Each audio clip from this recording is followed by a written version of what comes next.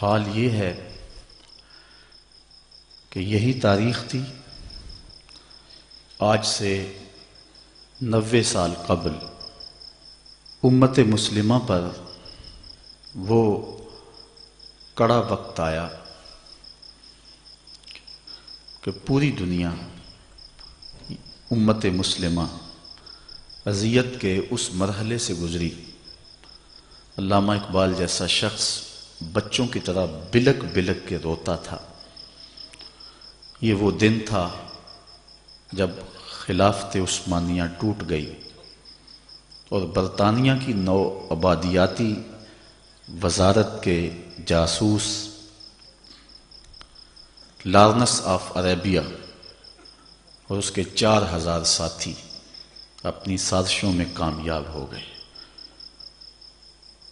اقبال کے ساتھی بتاتے ہیں کہ جس طرح بچے بلکتے ہیں، اقبال رو رو کے کہتا تھا، دیکھ مسجد میں شکست رشتہ تسبیح شیخ اور بت کدھے میں برہمن کی پختہ زناری بھی دیکھ، چاک کر دی ترک نادان خلافت کی قبا، سادگی مسلم کی دیکھ اوروں کی عیاری بھی دیکھ۔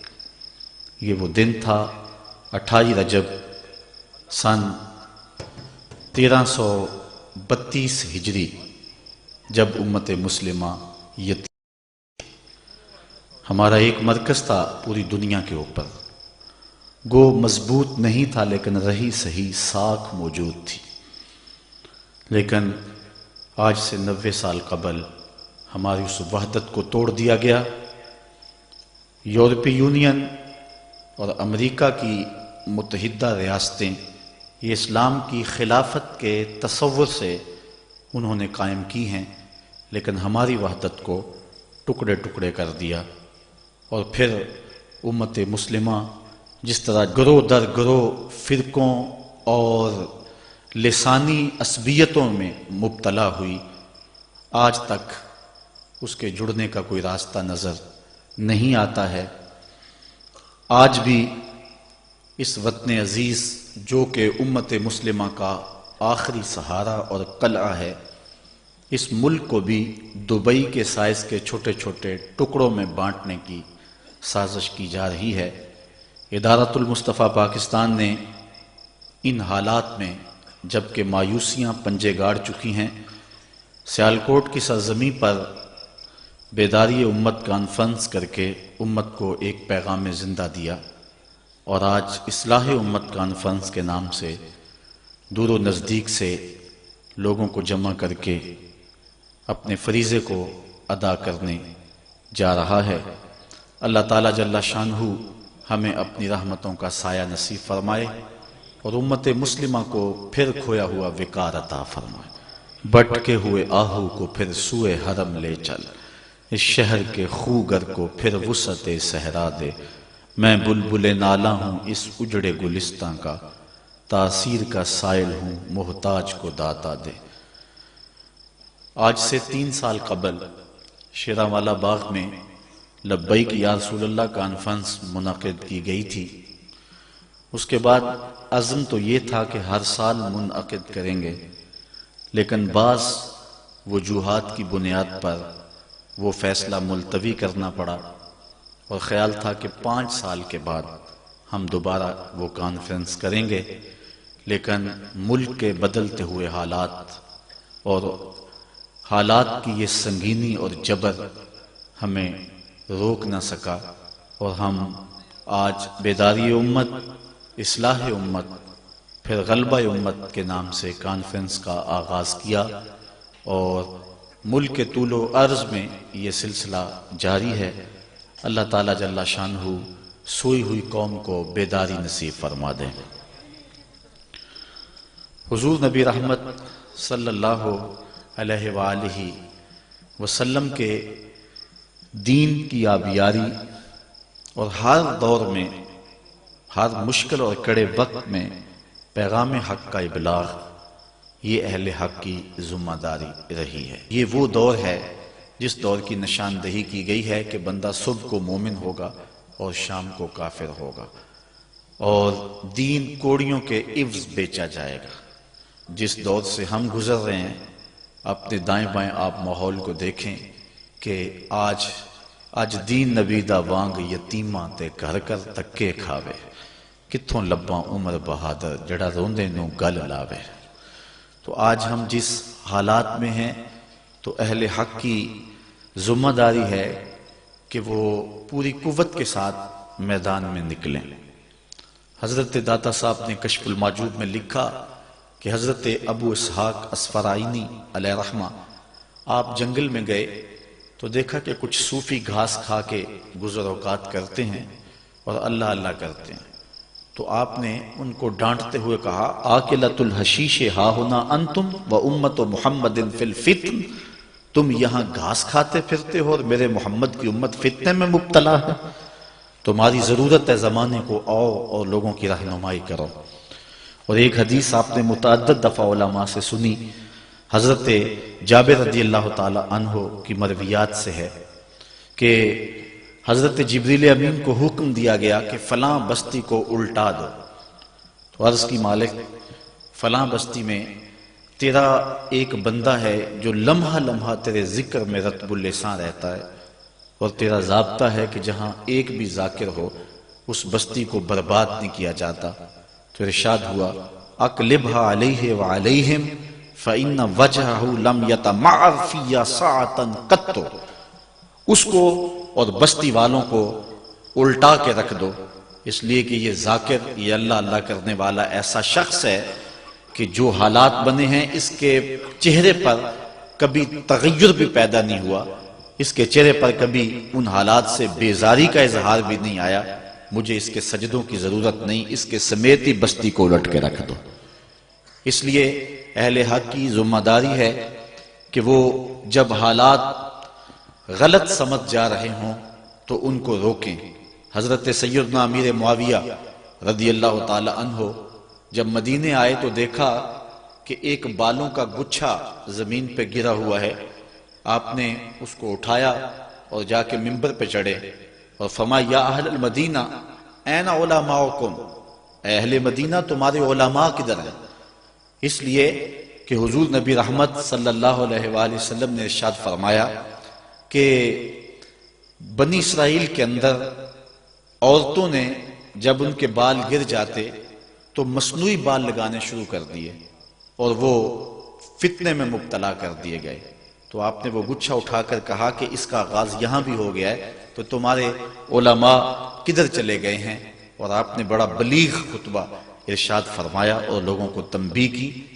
اب اتنی سی بات تھی کہ ایک بالوں کا گچھا ملا، لیکن انہوں نے پوری قوت کے ساتھ جو ہے اس فتنے کو ابتداءً روکنے کے لیے لوگوں کو کہا کہ علماء کی یہ ذمہ داری ہے کہ وہ لوگوں کو یہ بات بتائیں۔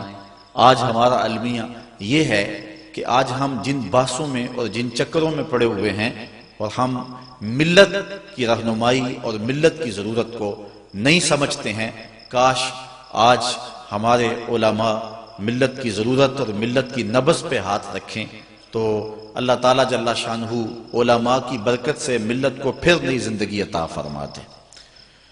اصلاح امت کے حوالے سے آج کی اس نشست میں کچھ توجہ طلب امور ہیں جو میں آپ کے گوش گزار کرنا چاہتا ہوں۔ سب سے پہلی چیز کہ جب کسی شخص کے نظریے میں بگاڑ پیدا ہوتا ہے تو پھر عمل بھی قائم نہیں رہتے اور معاشرے بھی قائم نہیں رہتے۔ امت مسلمہ کے نظریات میں بگاڑ پیدا کرنے کے لیے جو کوششیں ہوئی ہیں ماضی میں وہ ایک لمبی داستان ہے۔ بر صغیر پاک و ہند میں ایسٹ انڈیا کمپنی کی آمد کے بعد یہاں جس طرح فرقہ بندی کی بنیاد رکھی گئی اور امت مسلمہ کو ہندوستان میں تقسیم کیا گیا اور لارنس آف عربیہ کی خلیج اور دیگر ممالک میں آمد کے بعد جس طرح کے فتنہ بپا کر دیا گیا، آج امت گروہ در گروہ اور فرقہ در فرقہ تقسیم در تقسیم کے عمل سے گزر رہی ہے، اور ہر شخص اسلام نہیں بلکہ اپنے فرقے کا جھنڈا اٹھا کر کے دنیا کے اوپر پنپنے کی کوشش کر رہا ہے۔ اس حوالے سے ایک طویل اور لمبی بحث بھی ہو سکتی ہے، لیکن اصلاح عقیدہ کے عنوان سے میں دو چار باتیں عرض کر کے آپ سے اجازت چاہوں گا اور بات آگے بڑھا دوں گا۔ ایک عام آدمی تو پریشان ہے کہ میں جاؤں تو کدھر جاؤں۔ ایک آدمی کو کئی آدمی کھینچ رہے ہیں، کوئی کہہ رہا ہے میں سچا، کوئی کہہ رہا ہے میں سچا، اور ہر شخص دلائل دے رہا ہے، اور وہ شخص ایک عجیب مخمصے میں مبتلا ہے۔ کبھی آپ نے دیکھا ہو لاری اڈے پہ کہ سواری جب کسی جگہ پہ جانے کے لیے قدم رکھتی ہے تو کوئی اس کا سامان چھین کے لے جاتا ہے، کوئی کنڈکٹر اس کا بچہ چھین کے لے جاتا ہے، اور کوئی اس کو بازو سے پکڑ کے کسی جانب کھینچ رہا ہوتا ہے، اور بعض کا سواری پریشان ہوتی ہے اور وہ غصے میں آ کہتی ہے میں نے کہیں نہیں جانا۔ تو عجیب وہ مخمصے میں مبتلا ہوتی ہے کہ میں جو ہے وہ کس کے ساتھ جاؤں۔ آج کل فرقہ بازوں نے بھی یوں سلسلہ کیا ہوا ہے کہ وہ لوگوں کو پریشان کر رہے ہیں، اور بہت سارے لوگ ہیں کہ جو مذہب سے بیزار ہو جاتے ہیں، وہ کہتے ہیں سارے جھوٹے ہیں۔ گو ایک طبقہ ایسا بھی ہے جو کہتے ہیں کہ جی سارے ہی سچے ہیں، حالانکہ یہ بھی درست نہیں ہے، یہ بات معقول نہیں ہے کہ سب سچے ہوں، اور یہ بھی درست نہیں ہے کہ سب جھوٹے ہوں۔ ہم نے خیر کو اور حق کو تلاش کرنا ہے، اور ہم نے ڈھونڈنا ہے کہ اچھائی اور خیر اور بھلائی کہاں ہے، اور ڈھونڈنے کے لیے آسان طریقہ ہے کہ ہم حضور علیہ السلام کے دور کو دیکھیں اور حضور کے زمانے کو دیکھیں۔ میرا ایک درویش سا دوست ہے، اس کو کسی نے پوچھا کہ جناب آپ کا مذہب کیا ہے؟ تو اس نے کہا کہ میرا وہی مذہب ہے جو میرے والدین کا مذہب تھا۔ تو اس نے مزید سوال کیا کہ آپ کے والدین کا مذہب کیا ہے؟ کہا وہی جو ان کے ابا و اجداد کا تھا۔ تو اس نے پھر تیسرا سوال کیا کہ اس کے ابا و اجداد کا مذہب کیا تھا؟ کہا وہی جو مدینے سے معین الدین چشتی اجمیری لے کر آئے تھے۔ یہ فرقے، یہ گروہ بعد میں بنے، جو مسلک، جو مذہب بزرگان دین لے کر آئے ہیں، جو حضرت داتا گنج بخش علی اجمیری لے کر کے آئے ہیں، جو حضرت عطائے رسول معین الاسلام حضرت معین الدین چشتی اجمیری دین لے کر کے آئے ہیں، وہ یہ موجودہ فرقوں والا دین نہیں تھا۔ ہم اس دین کو تلاش کریں کہ وہ دین کیا ہے، اور اس دین کی پیروی کریں، وہ سچا دین ہے اور وہ خالص دین ہے۔ یہ باقی فرقہ بندیاں، یہ گروہ، یہ بعد میں بنے ہیں۔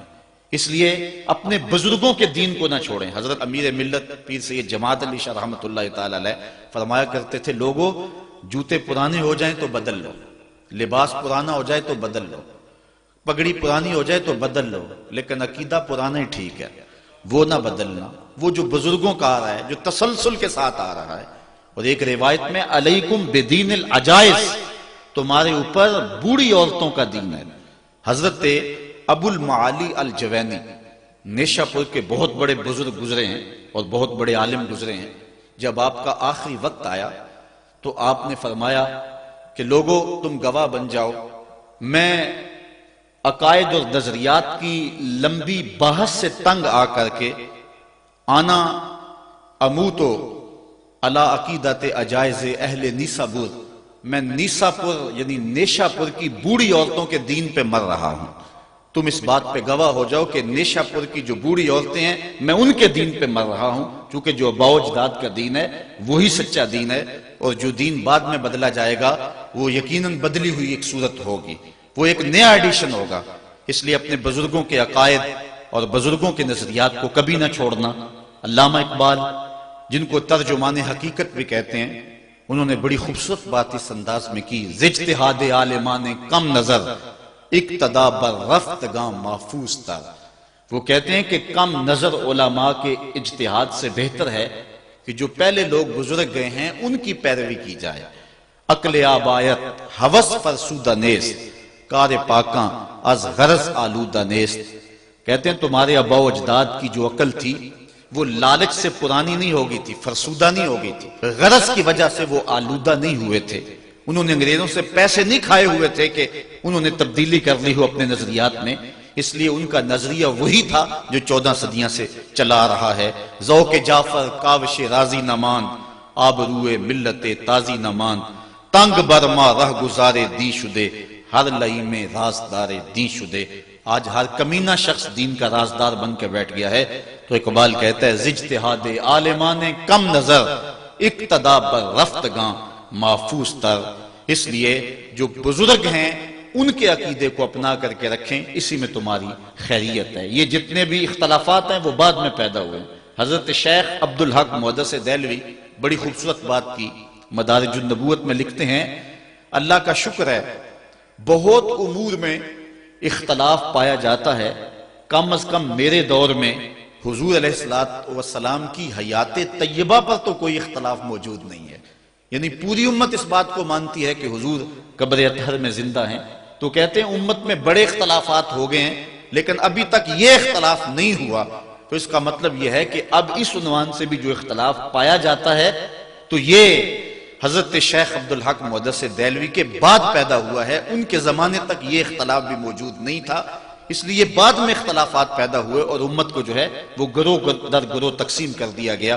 علامہ نبہانی نے لکھا ہے اول من انکر التوسل والاستغاثہ والنداء ہوا ابن تیمیہ، پہلا شخص جس نے توسل، استغاثے اور ندا کا انکار کیا وہ ابن تیمیہ تھا۔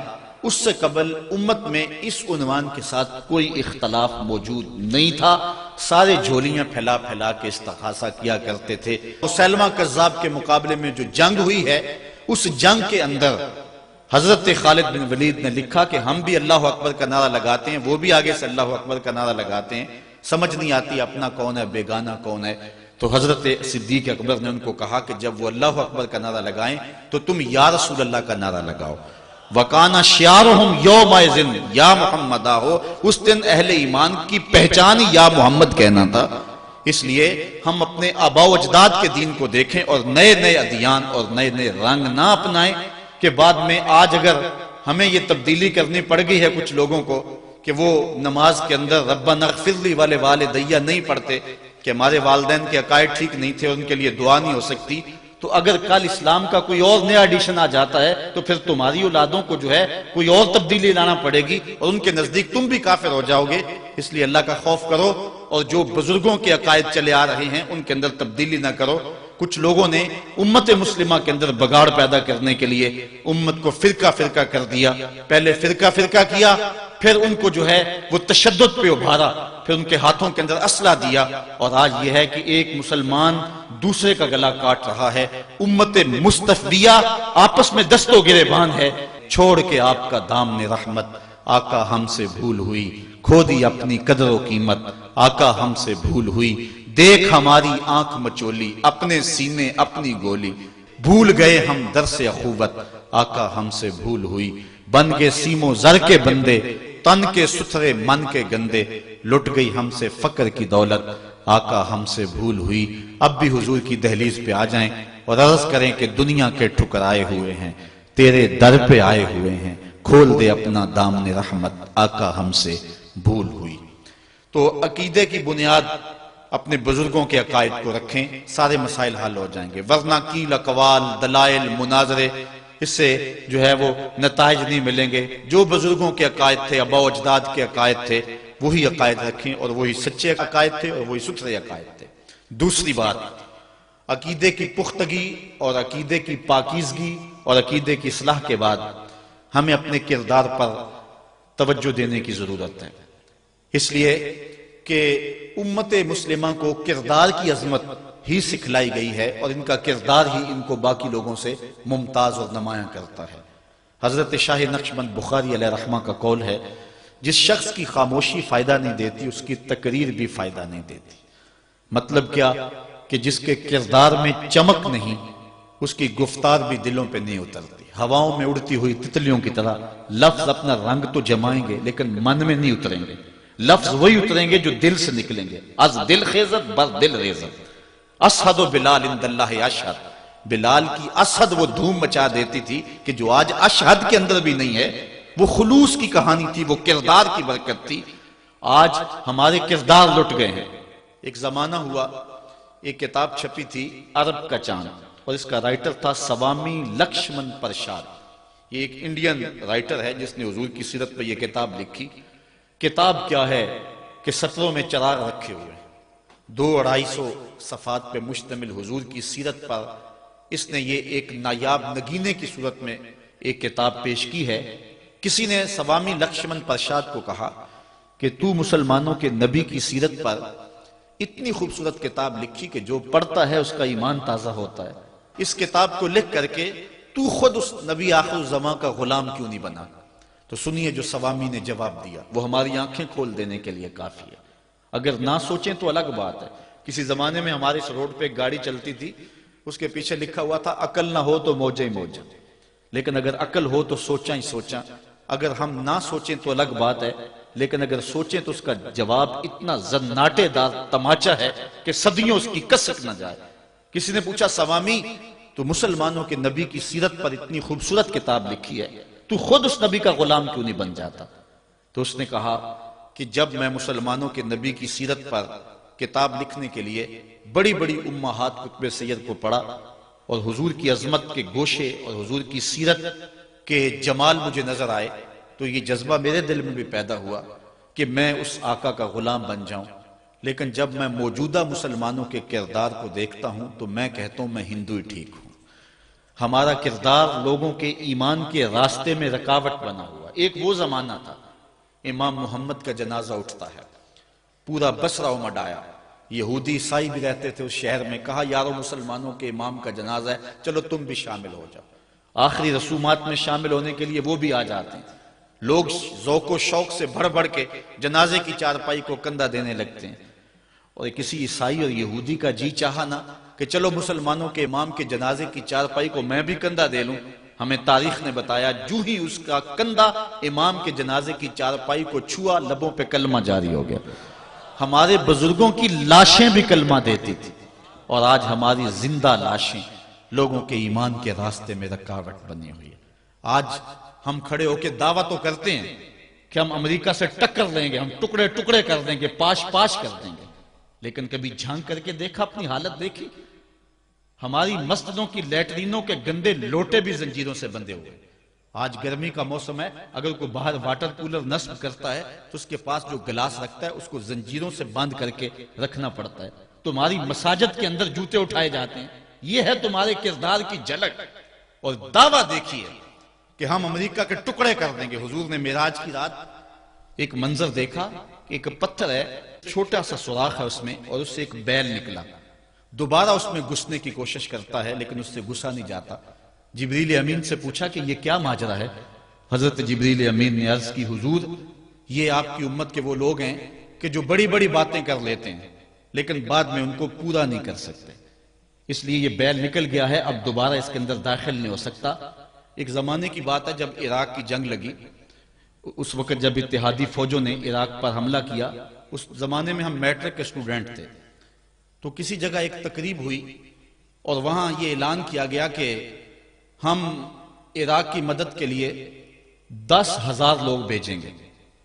جذبے جوان تھے، تو میں اپنی والدہ ماجدہ سے بڑی منت سماجت سے ان سے عرض کر کے کہ میں نے بھی جانا ہے اور میں نے بھی جان وارنی، اور اپنے ایک دو دوستوں کو بھی تیار کیا، اور تیار کر کے جو ہے وہ ہم جس نے اعلان کیا تھا ان کے مرکز میں، ان کی مسجد میں پہنچے اور کہا جناب ہم اپنا نام دینا چاہتے ہیں۔ تو وہاں جو بندہ بیٹھا تھا پہلے تو غور سے ہماری جانب دیکھنے لگا، اور پھر اس کے بعد اس نے کئی طرح کے چبھتے ہوئے سوال کیے، اور اس کے بعد اس نے ایک ردی کے ٹکڑے کے اوپر ہمارا نام لکھ لیا۔ اس وقت تو ہمیں سمجھ نہ آئی، لیکن بعد میں جوں جوں شعور پختہ ہوا تو آج سمجھ آتی ہے کہ ممبروں اور محرابوں پہ لوگ کیسے کیسے دعوے کر دیتے ہیں، اور ہم جذبے لے کر کے پہنچے، لیکن اب سمجھ آئی ہے کہ اگر وہ 10,000 چوہا بھی بھیجنا چاہیں تو نہیں بھیج سکتے۔ جو 150 بندہ مجمع میں اکٹھا کرتا اس نے 10,000 جہاد کے لیے کیسے بھیجنے ہیں؟ تو یہ ایک عجیب سی جو ہے وہ باتیں لوگ کر دیتے ہیں، ہم دعوے بڑے کرتے ہیں، ایسے کر دیں گے وہ کیسے کر دیں گے۔ لفظوں سے امریکہ نہیں ٹوٹے گا، لفظوں سے جو ہے وہ ٹکڑے ٹکڑے نہیں ہو جائے گا انڈیا، ہم نے عمل دکھانا پڑے گا۔ صرف ہم ان کی طرف نفرت سے تھوک دیں تو ان کی توپوں میں کیڑے نہیں پڑ جائیں گے، ہمیں اس کے مقابلے میں کچھ کرنا ہوگا۔ آج ہم کہتے ہیں کہ ہم ٹکڑے کر کے رکھ دیں گے، لیکن اپنے کردار کو دیکھا، اپنے آپ کو تو بدلنے کے لیے ہم تیار نہیں ہیں۔ اپنی حالت کبھی ہم نے دیکھی ہم کس جگہ پہ کھڑے؟ اپنے آپ کو تبدیل کریں اور اپنے اندر تبدیلی لائیں، اپنے اندر ایک تغیر پیدا کریں اور اپنی ذات کو مؤثر بنائیں۔ بالخصوص جو ذمہ دار لوگ ہیں، جو وارثان محراب و منبر ہے، اگر جو بات کرتے ہیں اس کے پیچھے عمل کا زور ہوگا تو پھر بات اثر کرے گی، پھر کوئی وجہ ہی نہیں ہے کہ بات دل تک نہ پہنچے۔ از دل خیزت بس دل خیزت، دل سے نکلے گی دل تک پہنچے گی۔ اور تمہیں مدینے کی گلی کا واقعہ سناؤں۔ ایک عورت ہے، مسجد نبوی میں نماز پڑھنے جاتی ہے، یہ حضرت عمر کے دور خلافت کی کہانی ہے۔ تو ایک نوجوان راستہ روک کے کھڑا ہو جاتا ہے، ایک دن اس عورت نے رک کر کے کہا کہ میں کتنے دنوں سے دیکھ رہی ہوں کہ تم میرے راستے میں مزاحم ہوتے ہو، کیا ماجرا ہے؟ اس نے کھل کے بات کی کہ میں تیرا چاہنے والا ہوں اور تجھے حاصل کرنا میری زندگی کی معراج ہے، اور تیرے لیے آسمان سے تارے بھی توڑنے پڑے تو گریز نہیں کروں گا۔ اس نے کہا اچھا، میری ایک شرط ہے۔ اس نے کہا بتاؤ، جلدی بتاؤ، لب کھولو، میں ابھی پوری کر دوں گا۔ کہا نہیں، چھوٹی سی بات ہے، 40 دن تک حضرت عمر کے پیچھے نمازیں پڑھ لو، اس کے بعد 40ویں دن کی آخری نماز کے بعد اسی وقت میں تمہارا انتظار کروں گی، پھر جدھر کہو گے چل پڑیں گے۔ کہا ٹھیک، یہ کون سی مشکل بات ہوئی 40 دن نمازیں پڑھنے سے؟ اگر تو مل جائے تو میرے لیے کون سا یہ مشکل معاملہ ہے۔ 40 دن حضرت عمر کے پیچھے نمازیں چلتی رہی، دل کی دنیا تبدیل ہوتی رہی۔ 40ویں دن کی آخری نماز کے بعد جب وہ نوجوان واپس پلٹنے لگا تو وہ لڑکی حسب وعدہ وہاں کھڑی تھی، لیکن اس نے دیکھا نہیں، یہ نظر جھکا کے گزر رہا ہے۔ اس نے کہا جانے والے توجہ کر، میں تیرے لیے کھڑی ہوں۔ کہا خیر سے کھڑی رہو، عمر نے دل کا تعلق رب سے جوڑ دیا۔ اگر میرے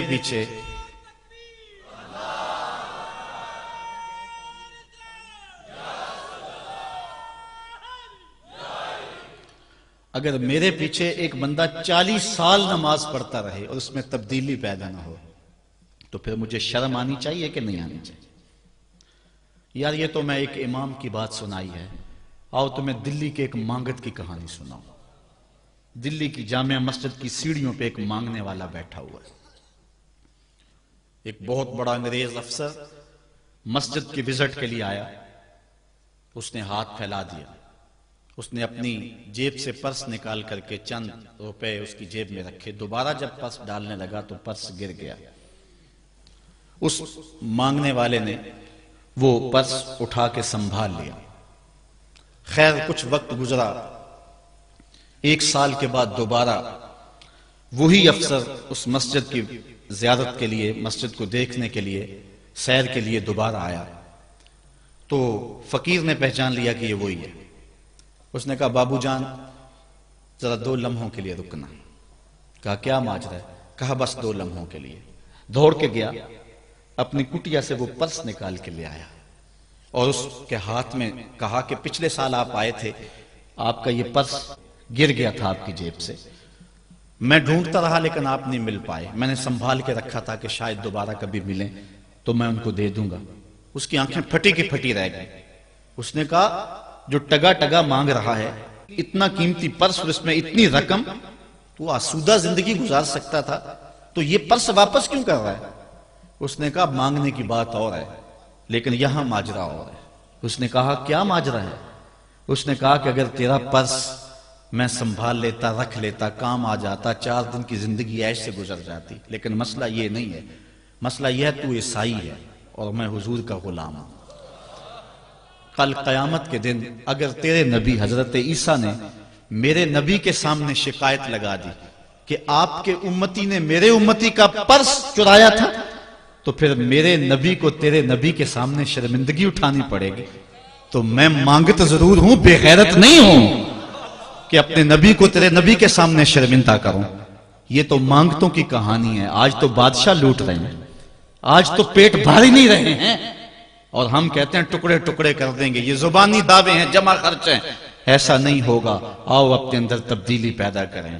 ہم اپنی ماضی کی تاریخ پڑھتے ہیں تو حیرت زدہ ہو جاتے ہیں، لوگوں میں کتنی اخلاقی بلندی تھی، آج ہمارے اخلاق لٹ گئے، آج ہمارا کردار نہیں رہا، ہم مدینے کی گلی میں پھر دوبارہ چلتے ہیں۔ حضرت عمر رضی اللہ تعالیٰ عنہ کا دربار لگا ہے، ایک شخص کو پکڑ کر لوگ لے آتے ہیں کہ شخص نے ہمارے باپ کو قتل کر دیا۔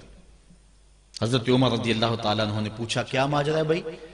اس نے کہا جی واقعی میں ان کے باپ کا قاتل ہوں، لیکن میں نے قصداً قتل نہیں کیا، ہوا یہ کہ میں ایک مسافر ہوں، جا رہا تھا، راستے کے اندر سبز چراگاہ تھی، میرا اونٹ بھوکا تھا، اس چراگاہ میں داخل ہو گیا، اس کے بوڑھے باپ نے پتھر اٹھایا اور میرے اونٹ کو مارا، اس کی آنکھ نکل گئی، مجھے بڑا غصہ آیا، میں نے وہی پتھر اٹھا کر اس کے باپ کو دے مارا، لیکن وہ ایسے ٹکانے پہ لگا کہ اس کا باپ فوراً فوت ہو گیا۔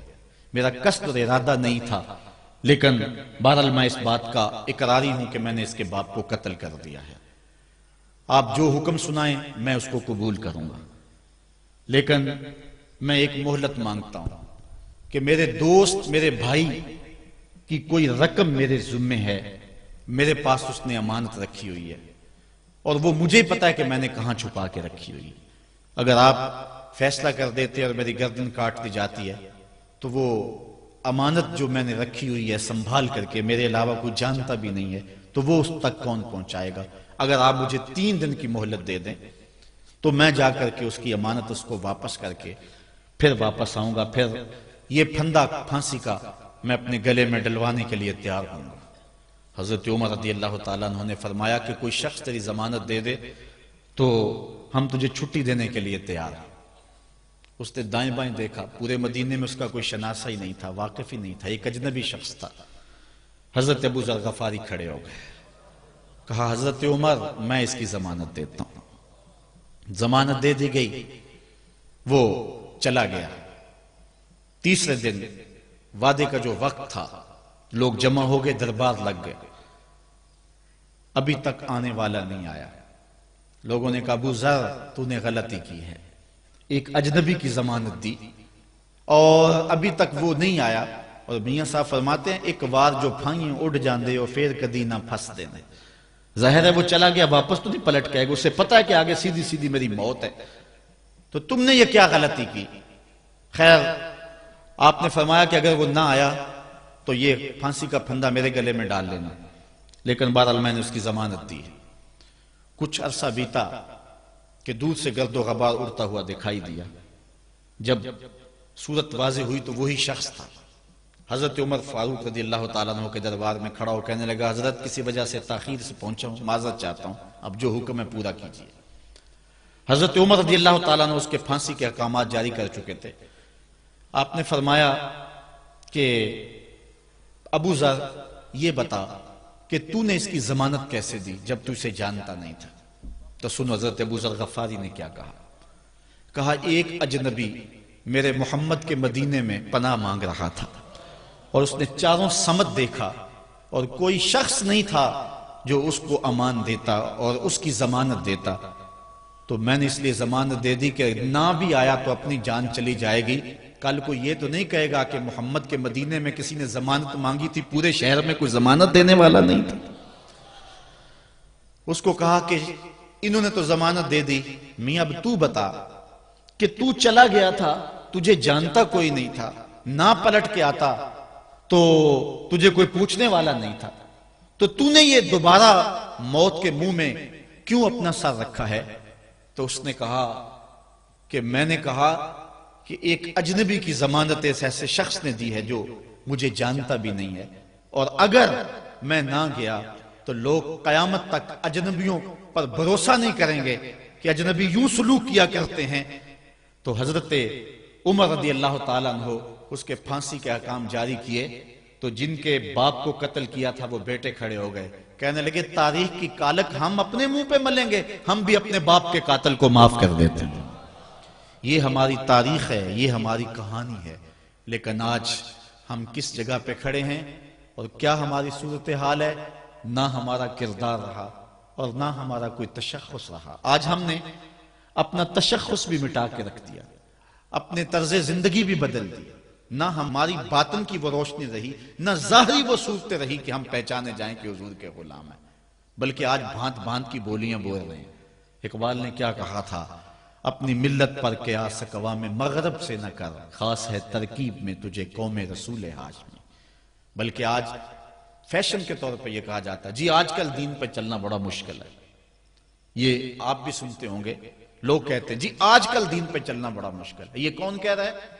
جو مسجد میں آتا ہے تو موسم کے مطابق گرم اور سرد پانی دستیاب ہے، اس کے لیے ماحول ہے، اس کے لیے خوبصورت قالین بچھے ہوئے ہیں، مخملی مسلح رکھے ہوئے ہیں. جو نرم اور گداز مسلوں پہ پیشانی رکھ کر کے سجدہ کرتا ہے وہ بطور فیشن کہہ رہا ہے جی آج کل دین پہ چلنا بڑا مشکل ہے. میں اس کے جواب میں کہا کرتا ہوں میاں تیرے لیے مشکل ہے یا کربلا والے حسین کے لیے مشکل تھا؟ انہوں نے تو نہیں کہا کہ دین پہ چلنا مشکل ہے.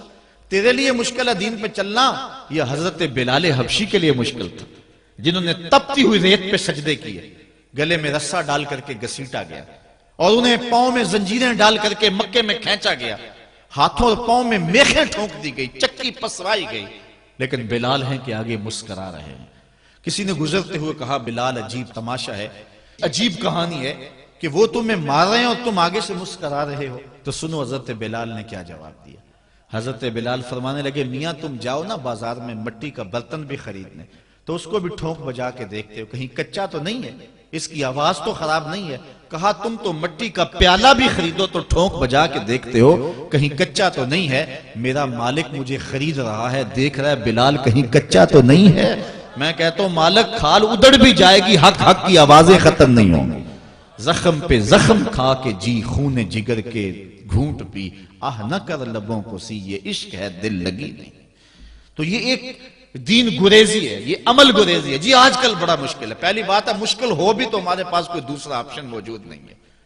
ہم ان لوگوں کی کہانیاں بھول سکتے ہیں کہ جنہوں نے اس دین کے راستے کے اندر دکھ بھی سہے، ان کو ٹکڑے بھی کر دیا گیا، ان کو 2 اونٹوں کی پچھلی ٹانگوں سے باندھ کر کے 2 ٹکڑوں میں بانٹ بھی دیا گیا، لوہے کی کنگھیوں سے بدن چھیدے بھی گئے، ہڈیاں توڑی بھی گئیں، آگ میں ڈالا بھی گیا، جلتے اور کھولتے تیل میں پھینکا گیا، لیکن انہوں نے رب کا نام نہیں چھوڑا، رسول کا نعرہ نہیں چھوڑا۔ اور آج ہم کہتے ہیں جی بڑا مشکل ہے آج کل دین پہ چلنا، اور یہ مولویوں نے مشکل بنائی ہوئی ہے، یار دین اتنا بھی مشکل نہیں ہے، یہ کوئی بات نہیں ہے۔ ہم سر سے لے کر پاؤں تک اسلام میں داخل ہوں، یہ ہمارے رب کا ہم سے یہ تقاضا ہے، یا ایھا الذین آمنوا ادخلوا فی السلم کافہ، اے ایمان والو دین میں پورے پورے داخل ہو جا، پورے پورے داخل ہو جا۔ تمہاری وضاحت، انداز زندگی، طرز معاشرت یہ بتائے کہ تم حضور کے غلام ہو۔ یہ نہیں ہے کہ جی ٹھیک ہے بس، ایسی نہیں ہے بات۔ میں ایک مثال دیا کرتا ہوں، آج کل لوگ کہتے ہیں کہ جی بندہ اندر سے مسلمان ہونا چاہیے، باہر کا کیا ہے، اندر سے مسلمان ہونا چاہیے۔ میں کہتا ہوں ہماری پاکستانی آرمی کا کوئی میجر انڈین آرمی کے میجر کی وردی پہن لے تو اس کو کورٹ مارشل کیا جائے گا کہ نہیں کیا جائے گا؟ وہ کہے گا اندر سے میں پاکستانی ہوں، محب وطن ہوں، وردی کا کیا ہے، لباس کا کیا ہے، جو ان سے مرضی پہن لو۔ لیکن کہا جائے گا نہیں، جب تجھے پاکستانی لباس پسند نہیں ہے تو پھر تیری اندر کی حب الوطنی کو کیسے مان لیا جائے جس کو محمد عربی کا لباس ہی پسند نہیں ہے، جو غیروں کے طرز زندگی کو اپنا رہا ہے اور ان کو جو ہے وہ پسند کر رہا ہے، وہ سوچے اپنے اندر اترے اور مت کسی کے دھوکے میں رہے۔ میں کہتا ہوں آج اگر کوئی یہ میٹرک پڑھے لڑکے بھی یہ سکول کھول لیتے ہیں گلی میں محلے میں، 200 بچے لے کر کے بیٹھ جاتے ہیں اور ان کو بھی ایک باقاعدہ یونیفارم دیتے ہیں، اس طرح کی ٹائی ہوگی، اس طرح کی شرٹ ہوگی، اس طرح کے بوٹ ہوں گے، گرمیوں میں اس طرح کا لباس ہوگا، سردیوں میں اس طرح کا لباس ہوگا۔ کبھی کسی نے نہیں کہا کہ یہ کیا قدغن لگاتے ہو، جس طرح کا بچہ لباس پہننا چاہے اس کو آزادی ہونی چاہیے، یہ کیا تم نے ایک خاص لباس متعین کر دیا؟ کہتے جی ان کا نظام ہے نا، ایک سکول ہے اور یونیفارم ہے اس کا۔ یار ایک پرائمری سکول کا بھی یونیفارم ہوتا ہے، تو کیا محمد عربی کے دین کا کوئی یونیفارم نہیں ہے؟ حضور علیہ السلام کی زندگی، حضور علیہ السلام کے شب و روز اور حضور علیہ السلام کا انداز معاشرت، حضور کی وضاحت، حضور کا لباس، یہ اپناؤ اور یہی زندگی کا حسن ہے۔ اسلام کے حوالے سے معذرت خواہانہ رویہ ترک کر دینا چاہیے ہمیں۔ اور آج ہمارے جو ہے وہ محراب و منبر کے جو وارثین ہیں انہوں نے بھی مسالت کر لی ہوئی ہے، جو کوئی بات نہیں ہے۔ اسلام صرف زبان سے اسلام کہہ دینے کا نام نہیں ہے۔ چمی گوئم مسلمانم بلرزم کہ دانم مشکلات لا الہ۔ جب میں کہتا ہوں میں مسلمان ہوں تو کانپ جاتا ہوں، اس لیے کہ لا الہ الا اللہ کے تقاضوں کو سمجھتا ہوں۔ جب بیعت عقبہ ثانیہ ہوئی ہے تو حضرت اسد بن زرارہ کھڑے ہو گئے، جب صحابہ حضور سے بیعت کرنے لگے اور 70 تعداد تھی ان کی، تو حضرت اسد بن زرارہ خزرجی کھڑے ہو گئے اور ان کو کہا کہ اے انصار، ان سے بیعت کرنے سے قبل سوچ لو، یوں ہی بے توجہی میں ہاتھ نہ بڑھا دینا، بے خبری میں یوں ہی ایسے ہی ہاتھ نہ بڑھا دینا، پہلے سوچ لو۔ بیعت کرنے کا مقصد یہ ہے تمہیں جو ہے وہ وقت کے جبر کے ساتھ پورے عرب کے ساتھ ٹکر لینا ہوگی، جو بھی کفر کے نظام کا حصہ ہے تم اس کے ساتھ ٹکراؤ کرنا ہوگا، اور حتیٰ کہ تمہاری کھال بھی ادھیڑ دی جائے گی، سخت تلواروں سے تمہارے کلیجے چبائے جائیں گے، اگر تم اس کے لیے تیار ہو تو پھر آؤ بیعت کرو۔ یہ نہیں ہے کہ بس تم کہہ لو کہ ہم مسلمان اور بس کافی ہے، نہیں۔ چمی گوئے مسلمانم بلرزم کہ دانم مشکلات لا الہ۔ آج ہمیں اس سمت بھی آنے کی ضرورت ہے، اس انداز سے دیکھنے کی ضرورت ہے کہ ہم سر سے لے کر پاؤں تک اسلام کے سانچے میں آئے۔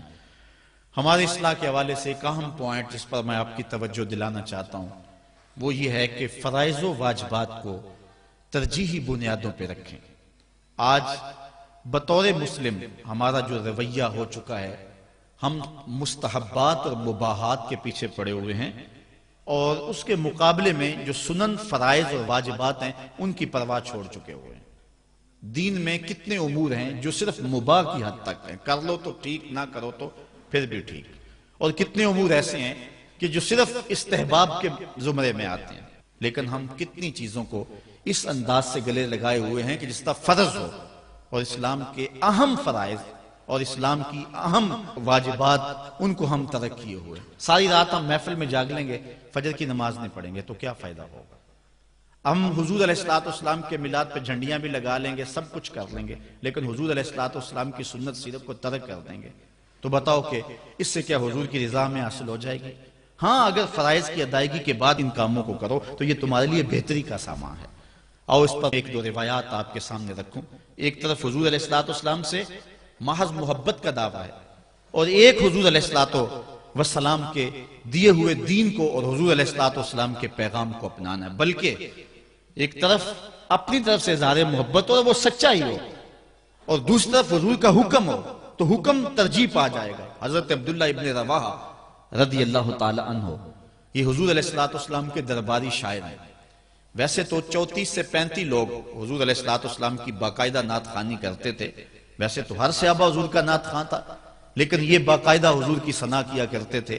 لیکن 3 اصحاب جو ہیں یہ خاص طور پہ حضور علیہ السلام کے درباری نعت خواں کہلاتے ہیں، حضرت کعب بن زہیر، حضرت حسان بن ثابت اور حضرت عبداللہ ابن رواحہ رضی اللہ تعالی عنہ۔